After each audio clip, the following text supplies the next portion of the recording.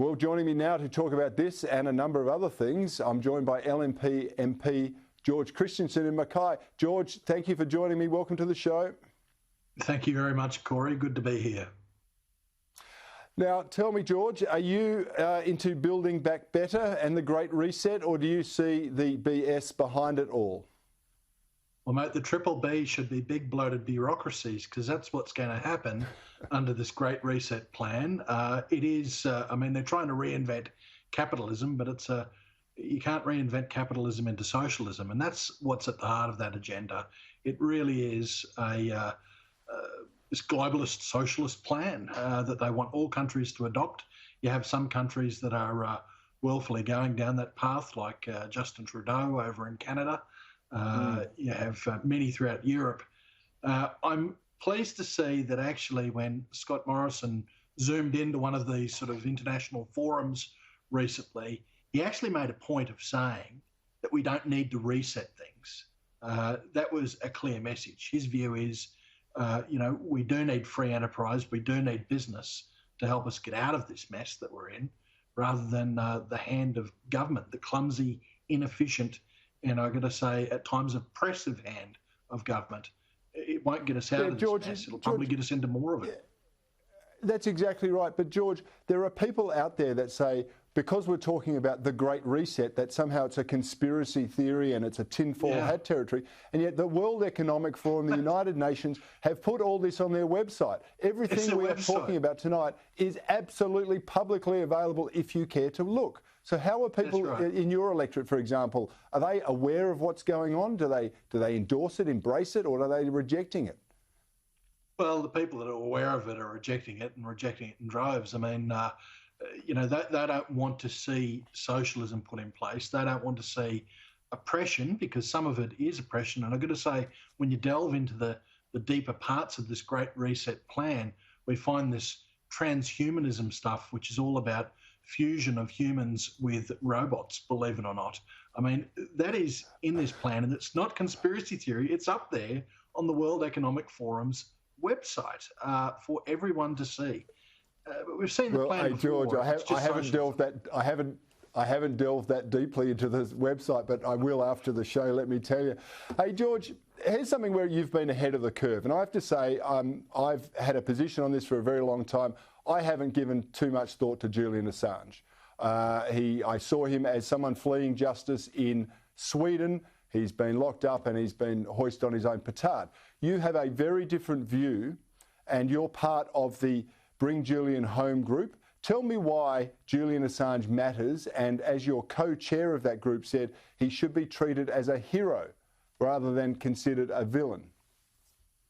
Well, Corey, my view actually has evolved on this. So I probably was originally one of those people that wanted to throw tomatoes while Julian Assange was in the stocks.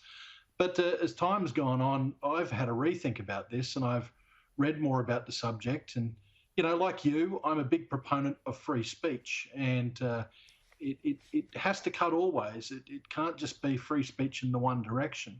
And that's why I think that Julian Assange is to be lauded as a hero. He did expose big government overreach. He exposed war crimes. Now, there's allegations that he did that illegally. I've got to say there is great debate on that. Whether or not simply receiving information, assisting someone in getting that information to you, not by going in and grabbing anything or doing anything like that, but simply getting that information, is that a crime? Is it a crime then to go and publish it, putting the truth out for people to see? We expect that of investigative journalists, and I think that does call into question a really big ethical thing, because without the Fourth Estate doing their job, governments get away with all sorts of stuff. But tell me this, George. Right. The UK court has rejected the extradition of Assange to the US on the basis of his mental health and potential suicide risk. That's prompted calls for people to say, bring him back to Australia.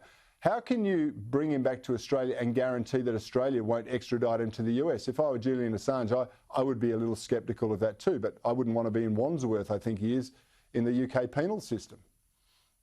Well, mate, we can't guarantee it, because right now, actually, we do have an extradition treaty with the US in which they could probably start extradition proceedings from Australia. So if he was to come back here, we would have to get a guarantee out of the United States. I'm pushing for a specific type of guarantee at the moment. I've got a website set up, pardonjulianassange.com, where I'm actually getting people to petition President Trump directly to issue a pardon for Julian Assange. Because you've got to remember, the same people that have gone after Julian Assange are the same people that undermined the presidency of Donald Trump. It's the deep state, the people that are ensconced in the bowels of the Justice Department over there in the US.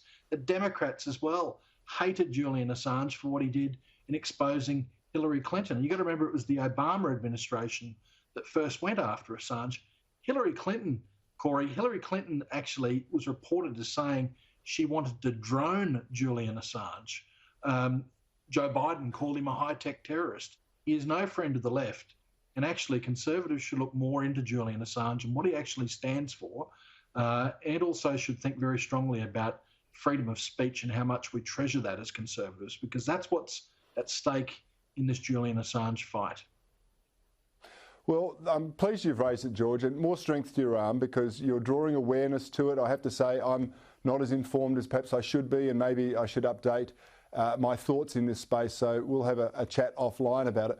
But before I let you go, this week we're expecting the alleged, no, it's not alleged, he was convicted, mastermind of the Bali bombings, the ones that killed 200 people, 88 Australians.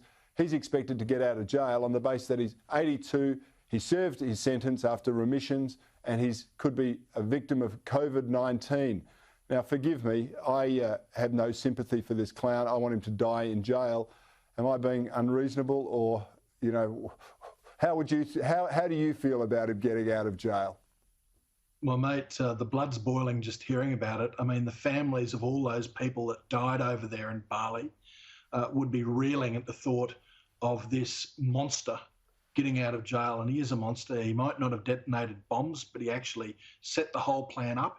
He is a murderer in the true sense of the word. And I got to say, the Indonesian justice system seems to deal pretty quickly with Australians they find over there carrying drugs. Perhaps this guy should have been dealt with just as quickly, up against a wall with a firing squad in front of him. Well, it's an extraordinary circumstance where someone who has been the mastermind of 200 deaths and a terror offence in their own country is getting remissions basically for good behaviour. It's just, it's galling, and not only to the victims, I think to every Australian. And I'd urge Indonesia to perhaps reconsider releasing this man back into civilised society.